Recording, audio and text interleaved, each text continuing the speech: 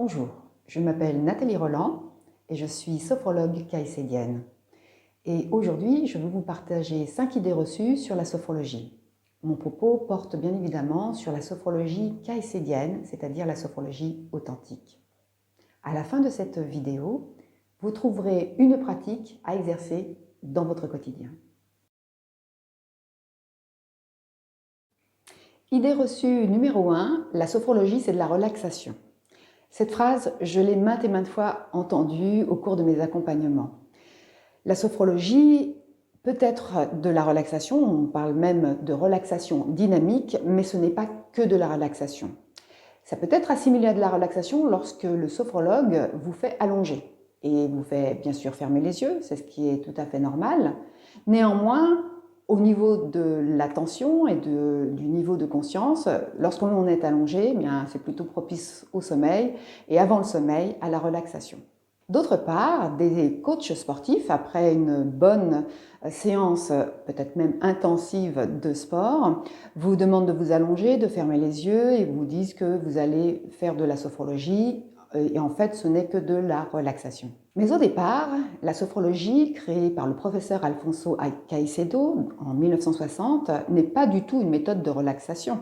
C'est une méthode qui est là pour aider les malades psychiatriques et bien justement à reprendre le contrôle sur leur conscience. Après, le professeur Caicedo a dispensé son enseignement auprès de médecins, des dentistes en particulier dans le monde francophone, pour gérer la douleur, pour aider à se relaxer quand même sur le fauteuil du dentiste. Et ensuite, au niveau de l'obstétrique, pour aider les femmes à accoucher dans les meilleures conditions. Pour en revenir à l'origine de la sophrologie, la méthode est faite pour ne pas tomber psychiquement malade. Mais cette méthode est obligée de passer par le corps, d'où l'idée de relaxation. Donc pour résumer, la sophrologie, c'est avant tout une méthode qui nous permet de prendre conscience de nous-mêmes pour un mieux-être au quotidien.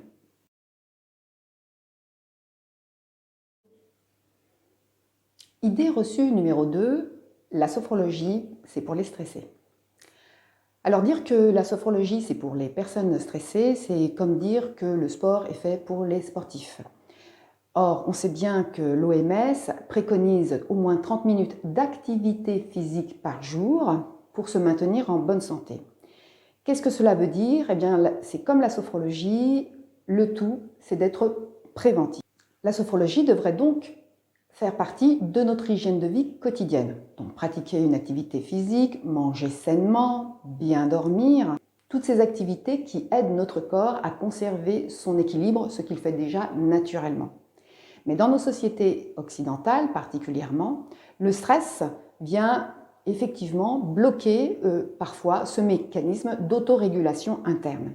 Et donc la sophrologie est là, entre autres, pour nous aider à récupérer de ce stress quotidien. Idée reçue numéro 3, la sophrologie, c'est de la visualisation. Alors, cette expression qu'on entend souvent dans les médias m'exaspère au plus haut point, je l'avoue. Pourquoi? Parce que, en fait, lorsqu'on commence la méthode, il n'est pas du tout question de visualisation. Bien au contraire, la première chose à faire, c'est de vraiment se sentir dans notre corps et donc nous faisons des exercices corporels. Personnellement, j'invite les personnes que j'accompagne à s'imaginer dans telle ou telle situation positive, avec leurs 5 sens. Parce que réduire à la visualisation peut certainement bloquer quelques personnes parce qu'elles n'arrivent pas à visualiser ce qui est mon cas. Donc, je les invite à s'imaginer dans une situation avec le sens du goût, peut-être de l'odorat, de l'ouïe, du toucher et peut-être de la vue si cela s'y prête. Autre chose qui me paraît très importante, c'est la neutralité de la guidance. En ce qui me concerne et en ce qui concerne beaucoup de sophrologues caïcédiens comme moi, l'important c'est d'amener la personne dans une situation qui est le plus neutre pour lui en termes de guidance. Je m'explique. Lorsque je vais vous inviter, par exemple, à vous imaginer dans un paysage serein, je ne vais pas vous dire que vous êtes au bord d'une plage ou que vous êtes à la montagne, parce que peut-être qu'aujourd'hui vous avez envie d'être au bord d'une plage, si c'est l'été, Et si par contre vous écoutez le même enregistrement l'hiver, vous vous direz peut-être que vous aimeriez, vous préféreriez en tout cas, vous trouver au coin d'une cheminée dans un chalet. Donc la guidance est neutre de façon à ce que vous puissiez, selon vos envies du moment, vous projeter dans n'importe quelle situation.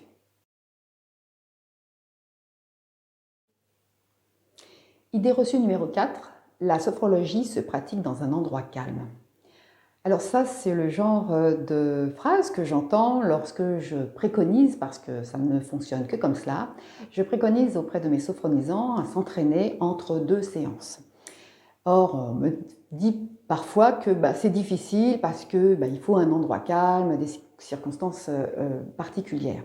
En fait, pas du tout, parce que je l'ai testé dans des environnements très bruyants, que ce soit sur un marché très coloré, que ce soit dans une manifestation sportive ou associative avec du bruit tout autour.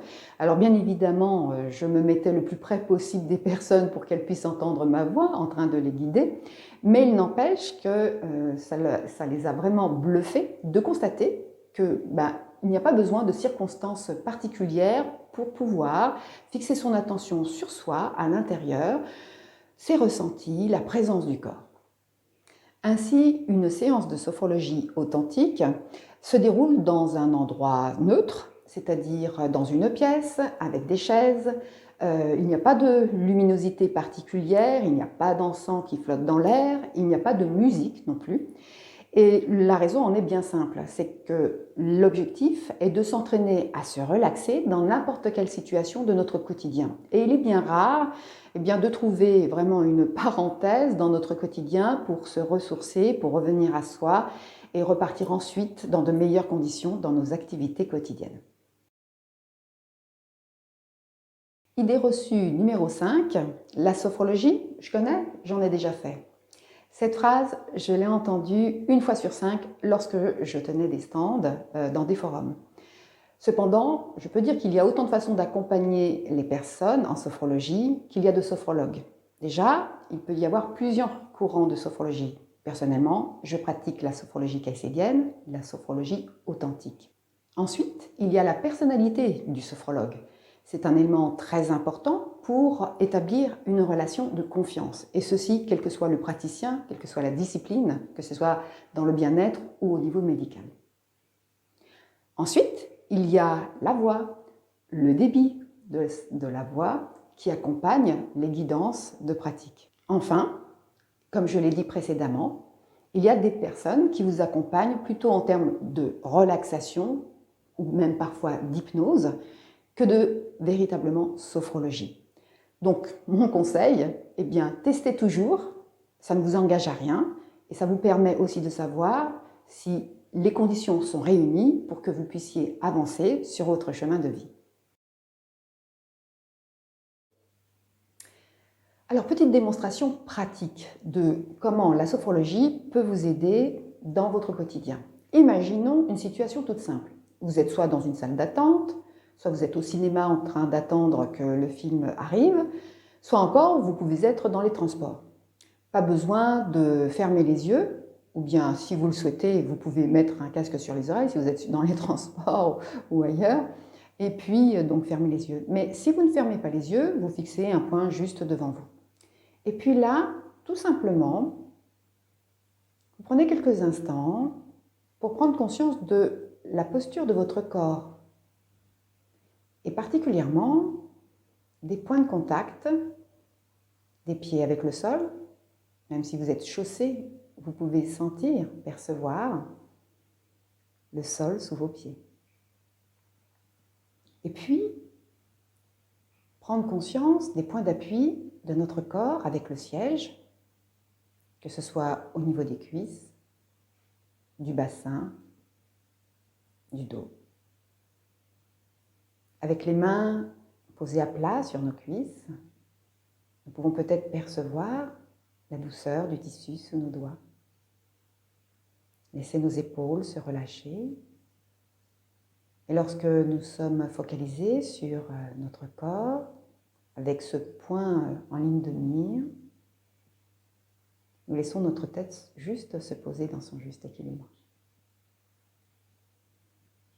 Et Et une fois installés, nous prenons quelques instants pour respirer en conscience. Cela signifie que tout d'abord, pour se relier à notre respiration, nous pouvons suivre le trajet de l'air à l'inspire, sentir l'air qui arrive par les narines, descend dans la gorge, gonfle les poumons et donc soulève la poitrine, peut-être gonfle le ventre.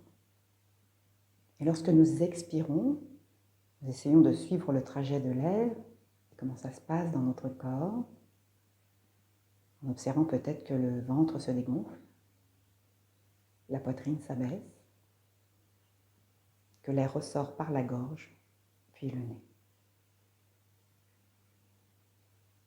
Simplement respirer 3, 4 ou 5 fois en suivant le trajet de l'air, tout simplement. Si nous avons besoin de récupérer, parce que la situation d'attente crée un certain stress chez nous, alors nous pouvons inspirer en essayant de gonfler le ventre et expirer doucement et lentement le plus longtemps possible. Inspiration à son propre rythme. Le ventre se gonfle et sur l'expiration, doucement, nous laissons l'air ressortir tranquillement. Et de le faire 3, 4 ou 5 fois à ce rythme dirigé permet de relâcher notre corps, permet d'apaiser le mental. Et nous continuons comme cela dans notre quotidien autant que le temps nous le permet. Et une fois que nous avions décidé que c'était bon pour nous, juste observer comment on se sent, prendre conscience de comment on se sent, et pour cela peut-être prendre quelques instants les yeux fermés, comme si nous voulions apprécier, goûter ce qui se présente à notre conscience dans notre corps, notre état d'être. Et à nouveau, peut-être inspirer un peu plus profondément pour remonter le niveau de vigilance si nous pensons que nous sommes assoupis. Et puis bouger légèrement et discrètement les orteils, les doigts, les épaules. Comme si nous voulions vraiment nous étirer, c'est discret. Et ensuite revenir à notre activité quotidienne. Voilà comment peut se faire une séance de sophrologie dans notre quotidien. Et un sophrologue peut vous accompagner à le faire, à trouver des solutions pour que dans votre quotidien, vous puissiez mieux vivre les émotions, le stress, toute autre difficulté.